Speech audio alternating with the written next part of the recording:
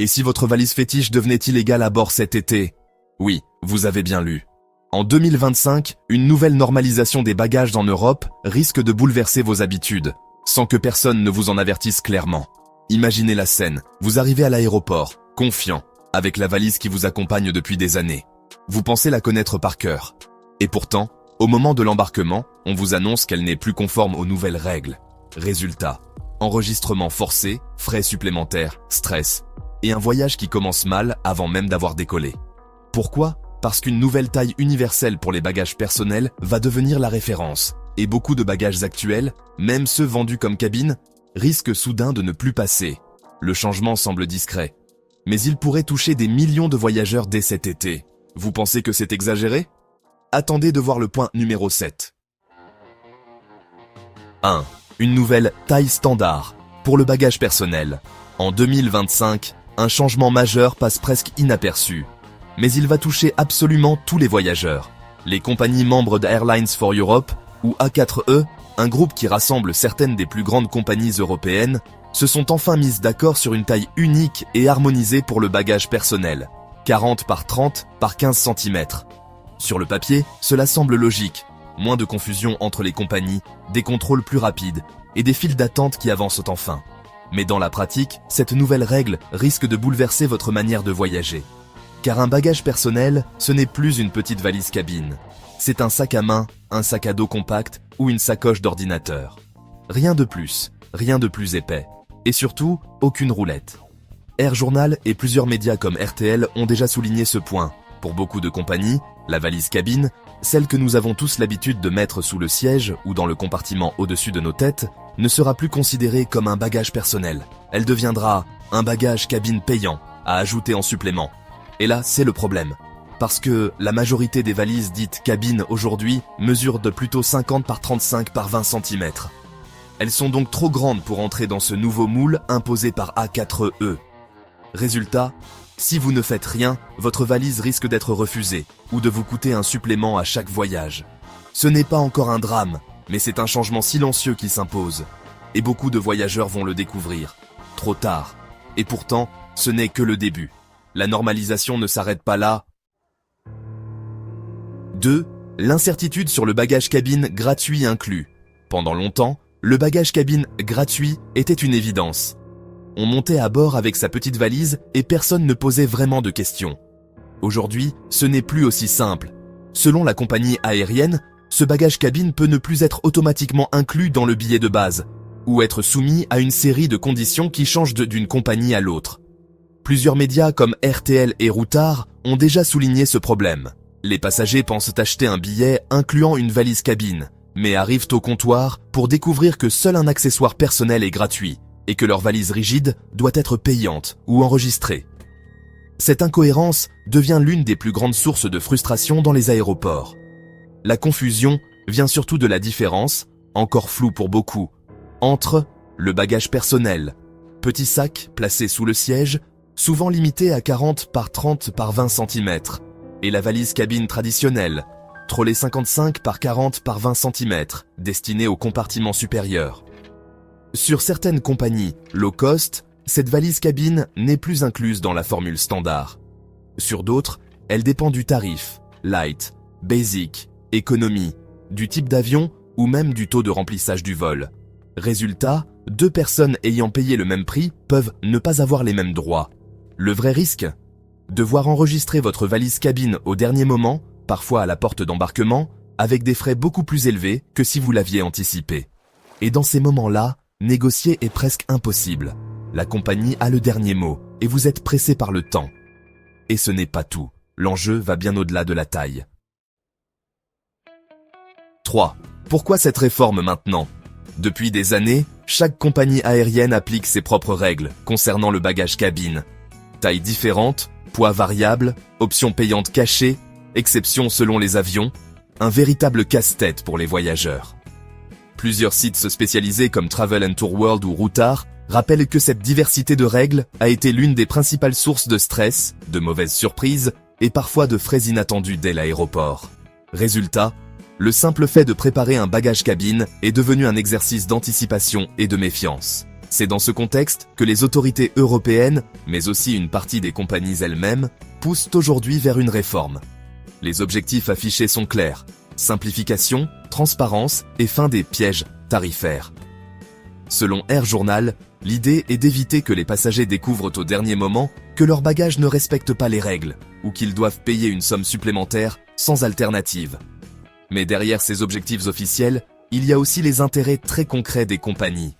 Elles cherchent avant tout à fluidifier l'embarquement, car les discussions interminables à la porte sont l'un des principaux facteurs de retard.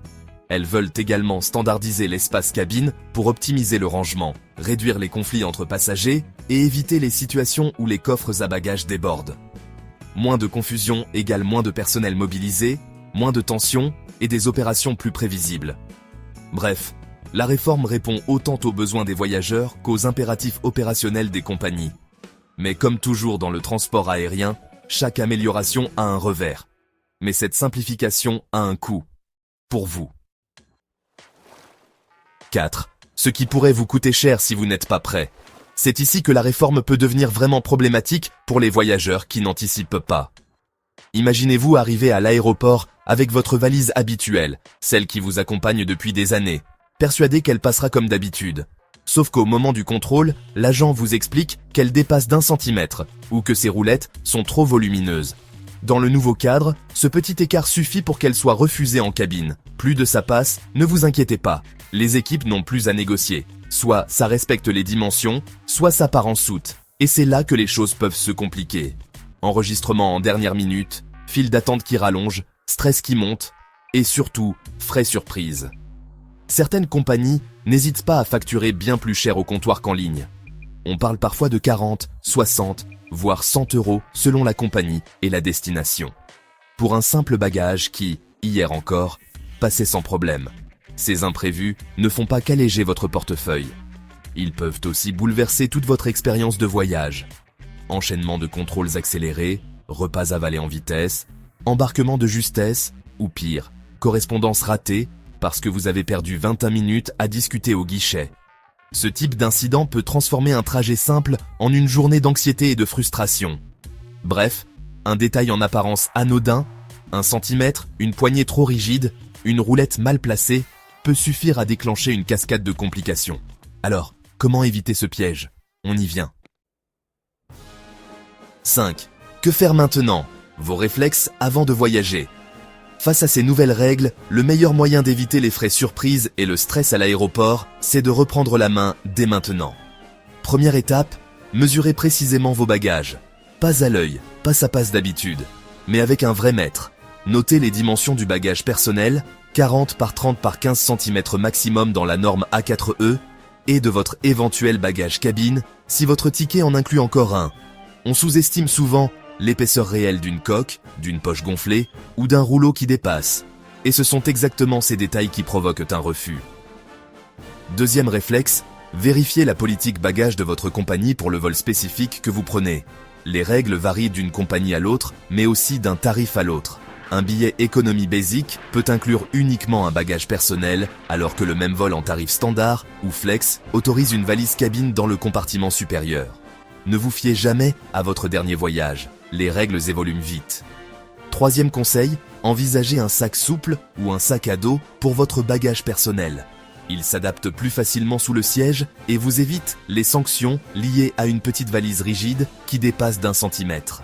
Enfin, préparez un plan B intelligent, une valise de secours pour redistribuer quelques affaires ou la possibilité d'enregistrer si vraiment nécessaire. Mieux vaut anticiper que s'embrouiller au comptoir sous la pression. En appliquant ces réflexes simples, vous transformez une réforme contraignante en un voyage plus fluide. Mais ce n'est pas la seule règle qui change. 6. Attention aux autres restrictions croissantes, poids, articles en cabine, accessoires. Même si une taille standard pour les bagages personnels commence à s'imposer, il serait dangereux de croire que le problème s'arrête là. La dimension n'est qu'un élément parmi toute une série de règles qui, elles, continuent d'évoluer. Par exemple, plusieurs compagnies maintiennent ou renforcent des limites de poids strictes, parfois très basses, même lorsque la taille est conforme. Comme le rappelle RMC BFM TV, certaines compagnies low cost contrôlent désormais le poids avec davantage de rigueur, et l'excès, même minime, peut entraîner un supplément immédiat. Autre point, les objets transportés en cabine, les appareils électroniques, les accessoires volumineux et certains équipements atypiques sont soumis à des contrôles plus stricts. Un trépied, une batterie externe trop lourde ou un casque audio rigide peut attirer l'attention au contrôle de sûreté. Dans le contexte actuel, tout ce qui semble dépasser les normes ou compliquer le rangement peut être refusé ou exiger un passage séparé. Non pas pour pénaliser le voyageur, mais pour garantir un flux plus fluide et une cabine optimisée. En réalité, il ne s'agit plus seulement de savoir si votre sac respecte les centimètres, c'est l'ensemble des règles, taille, poids, contenu, forme, qui déterminent désormais si votre bagage pourra monter avec vous. Et plus les compagnies se synchronisent, plus les marges de tolérance se réduisent. Les passagers doivent donc s'adapter à une vision plus globale, presque technique, du bagage cabine. Et si l'Europe introduit encore des évolutions? 7. Ce que l'avenir pourrait réserver, et pourquoi rester informé. La norme adoptée par les compagnies membres d'A4E n'est qu'un point de départ, pas une règle gravée dans le marbre. Routard.com et Air Journal le rappellent, même si une taille uniforme pour le bagage personnel est recommandée, rien n'oblige toutes les compagnies à l'appliquer strictement, ni à renoncer à leurs propres contraintes. Certaines pourraient décider de conserver des règles plus strictes, par exemple une tolérance zéro sur le poids, un contrôle plus exigeant du volume réel, ou même l'interdiction de certains modèles de valises rigides. Bref, l'uniformisation ne signifie pas la fin des disparités, et ce n'est peut-être qu'un début.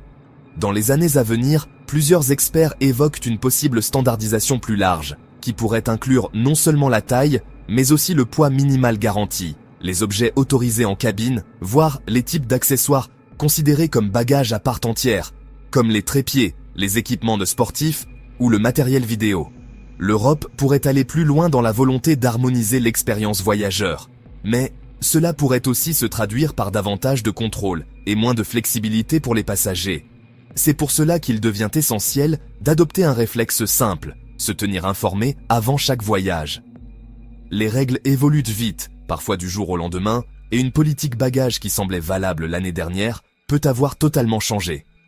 Vérifier les conditions de vol, consulter les mises à jour officielles et anticiper les évolutions vous évitera stress et dépenses inutiles. Ça peut paraître contraignant, mais c'est aussi une opportunité. 8. Ce qui pourrait devenir un avantage pour les voyageurs bien préparés. À première vue, ces nouvelles règles peuvent sembler contraignantes, voire décourageantes. Mais pour les voyageurs qui savent s'adapter, elles représentent au contraire une véritable opportunité. En comprenant exactement ce qui est autorisé et en ajustant vos habitudes, vous pouvez transformer ce changement en avantage concret. Voyager léger devient soudain beaucoup plus simple. Un sac conforme, bien organisé, réduit non seulement le stress, mais aussi l'attente au contrôle. Vous n'avez plus à discuter, à reconditionner vos affaires devant tout le monde ou à vous demander si la compagnie va accepter votre bagage. C'est fluide, rapide et surtout prévisible. Autre bénéfice, vous gagnez un temps précieux à l'embarquement. Les passagers dont le bagage entre sans difficulté sous le siège avancent naturellement plus vite. Pas de blocage au niveau du gabarit, pas de changement de politique selon l'humeur d'un agent, pas de frais de dernière minute. Vous traversez l'aéroport plus sereinement et vous montez à bord sans craindre une mauvaise surprise. Enfin, maîtriser ces nouvelles règles vous place dans la catégorie des voyageurs malins. Ceux qui anticipent, qui connaissent les variations de chaque compagnie, qui préparent un plan B si nécessaire et qui utilisent les contraintes à leur avantage. Ce sont ces voyageurs qui économisent de l'argent, évitent les retards et profitent réellement du voyage.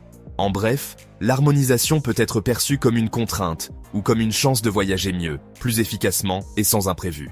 Avant de boucler votre valise, un dernier conseil essentiel. En résumé, 2025 va transformer notre façon de voyager. Et la clé, c'est l'anticipation. Avant de quitter la maison, assurez-vous que vos bagages respectent les nouvelles dimensions, que ce soit pour le bagage personnel ou pour votre valise cabine. Vérifiez le poids autorisé et adaptez vos affaires aux restrictions des appareils électroniques ou des objets particuliers. La flexibilité est essentielle. Un sac souple ou un sac à dos conforme est souvent plus sûr qu'une valise rigide qui pourrait être refusée. Ne vous fiez pas aux habitudes d'avant. Chaque compagnie peut avoir ses propres règles, même avec la norme A4E. Lisez toujours les conditions de votre vol, anticipez les imprévus et prévoyez un plan B pour éviter les frais surprises et le stress inutile à l'aéroport. En 2025, voyager, ce n'est plus seulement un bagage, c'est un test de préparation. Les voyageurs bien informés glissent facilement à travers les contrôles, évitent les mauvaises surprises et gagnent du temps précieux. Ceux qui ignorent ces changements risquent retard, frais supplémentaires et frustration dès l'embarquement. Alors, avant votre prochain départ, mesurez vos valises, vérifiez les règles et préparez-vous à voyager malin. Transformez ces nouvelles obligations en avantages. Voyagez léger, rapide et sans stress.